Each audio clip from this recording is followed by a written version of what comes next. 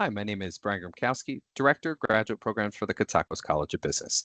In this video, I'm going to be talking about our waitlist policies and procedures. And I know this is a subject that can lead to some nervousness for students or some angst.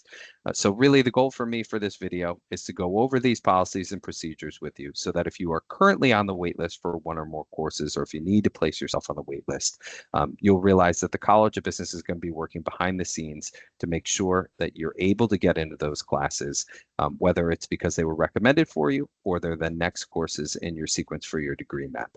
So I will jump right into it. Even though these are online asynchronous course sections, there are course caps in place for each of our course sections. So that could be 20 students, that could be 30 students. And once a course section is full and hits that cap, there are 15 waitlist seats available for each of our course sections. So you may look and do a search for, let's say, Accounting 6065, which is one of our foundation courses for fall session 1. And you may see that the first course section is full. If you look down, there may be another one offered. Sometimes there are 2 or 3 sections of a course offered in a given session, and maybe the second one has some seats available, in which case you could just register for the course without issue. But as it gets a little bit further along, especially if registration's been open for a couple months for a semester, or if it's getting closer to the registration deadline, there is the possibility that you may encounter one or more courses that has all of the available sections full. And at that point, that's where you need to place yourself on the wait list for whichever is your preferred section.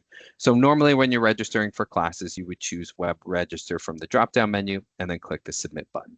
In this case, if all of the available course sections are full, you would choose Waitlist from the drop-down menu and then click the Submit button. That's what would place you on the waitlist for the course, and then you would see yourself as being waitlisted on your schedule when you reviewed it.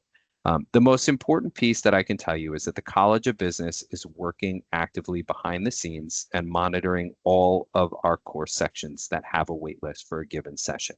So the chairs are involved in that process, I'm involved in that process, and our faculty are involved in that process. So if a seat becomes available at any point, let's say that a student drops the course from their schedule for one reason or another, there will be a system-generated email that will come from the registrar's office and be sent to the WP email account of the next student on the wait list.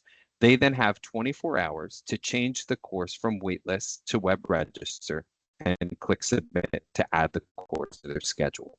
So if you are not in the habit of checking your WP email account regularly, if you are placing yourself on the wait list for a course, I recommend getting in the habit of doing so or having that email pushed to a personal account that you check with more frequency. That way, if a seat does become available, you don't miss that opportunity to add the course to your schedule. So that's one way that students may find themselves getting a seat and coming off of the wait list for a course.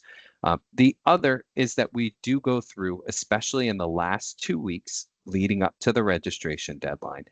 The chairs will regularly receive updates for all the course sections in their area that have one or more students on the wait list. And they will either approve additional seats if that's appropriate and feasible, or if there are enough students on the wait list, in some cases, they may open or add additional section of the course entirely for that session.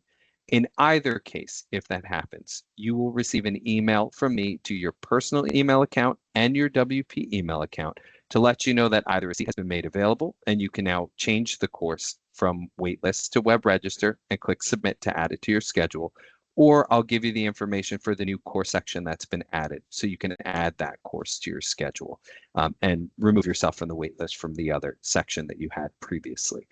So this happens with a lot of frequency in that 2-week window all the way up to the registration deadline. But the one piece that I can't stress enough is over the last several sessions, 100% of the students on the waitlist for one or more course sections prior to the day of the registration deadline had a seat approved by the chairs. So the registration deadline, or the wait list will remain open indefinitely all the way through to the registration deadline. But there is a window of time where we cannot guarantee within the College of Business that a seat will be made available for you. So the process involves the chairs reviewing the course sections, sometimes conferring with faculty, and ensuring that that additional seats can be added. If you, on the registration deadline at 7 o'clock at night, add yourself to the wait list for a course, I can't ensure that someone will see that that has happened and that there will be sufficient time for the chairs to be notified to confer, and then for us to email you so that you have enough time to add the course to your schedule by 11:59 p.m. So I can't stress enough, if at all possible, make every effort to place yourself on the wait list for the course prior to the registration deadline. By the evening before is ideal. That way in the morning they can be reviewed, the chairs can weigh in, seats can be added, we can notify you, and you'll have sufficient time to add that course to your schedule before that deadline at 11:59 p.m.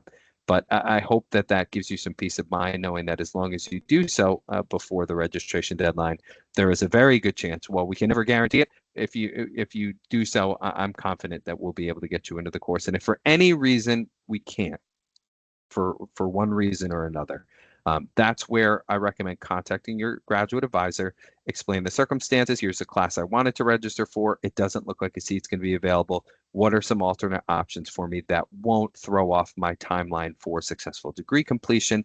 And more often than not, in the rare case where that happens, we're able to come up with an alternate option for you that won't have any negative consequences for your schedule and your timeline. So I hope that gives you some peace of mind. I hope that explains our process here.